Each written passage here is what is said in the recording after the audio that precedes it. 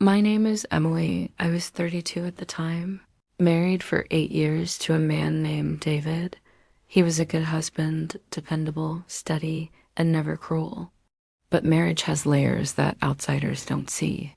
Ours had grown cold over the years, filled with routines and schedules. The spark that once burned between us had quietly gone out, though neither of us ever admitted it. That night, I was at a colleague's party. I almost didn't go because David wasn't interested in social events anymore. He told me to have fun and stayed home. I slipped into a simple black dress, nothing extravagant, just enough to feel presentable. But when I walked into that party, I had no idea my world was about to tilt off its axis. His name was Ryan. He wasn't my boss, not my direct coworker, just someone who had joined our office a few months back. Tall, confident, with an easy smile that disarmed everyone around him. He had this way of listening when you spoke, like your words mattered more than anything else in the room. And when his eyes locked on mine across the crowd that night, I felt something stir inside me, something I hadn't felt in years. He made his way over, balancing two drinks, and handed one to me with a grin. "Figured you could use a rescue," he said, nodding toward the group of people around me who were already lost in small talk. I laughed, and it felt genuine, not polite.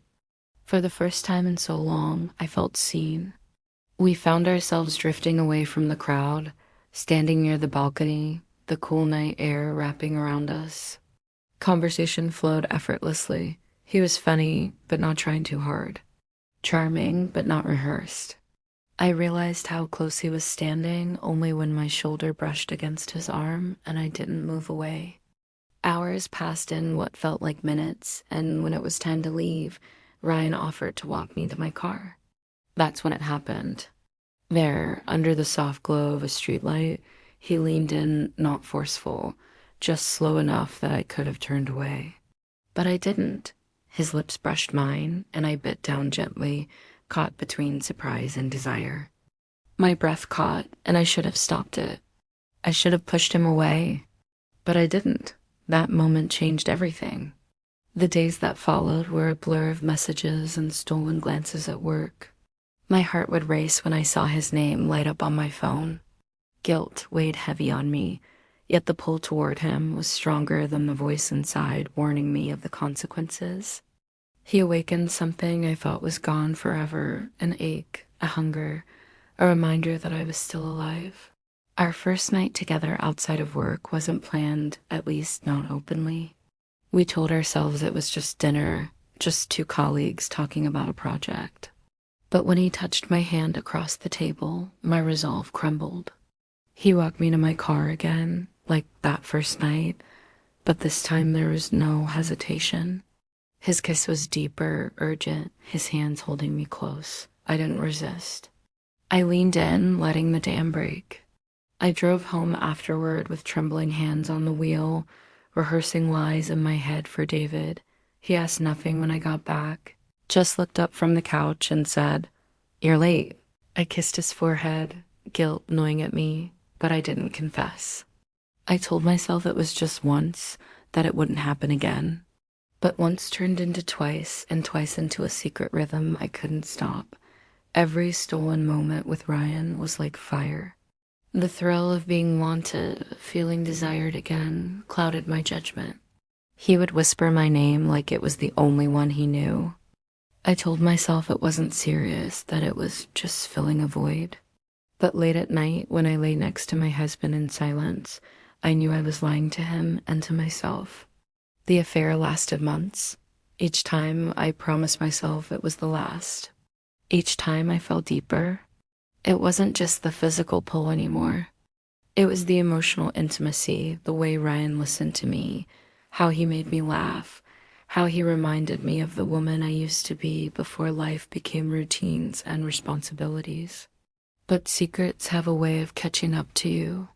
One night, David noticed the late messages, the way I smiled at my phone. He didn't explode in anger, didn't shout or accuse. He just looked at me with quiet devastation in his eyes, and in that moment, I realized the weight of what I'd done. I had broken something that couldn't be easily repaired. My marriage wasn't perfect, but it was real.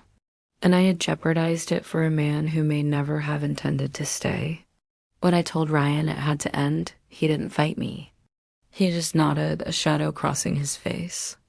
I knew this couldn't last forever, he said softly. His words cut me more than if he'd begged me to stay. Because in that moment, I realized I wasn't his forever. I was just his secret, just as he had been mine. David and I are still together today, but things are different. Trust, once broken, is fragile. We've been through counseling, endless conversations, and nights of silence. Some days I wonder if he'll ever truly forgive me, or if he'll always look at me and see the woman who betrayed him.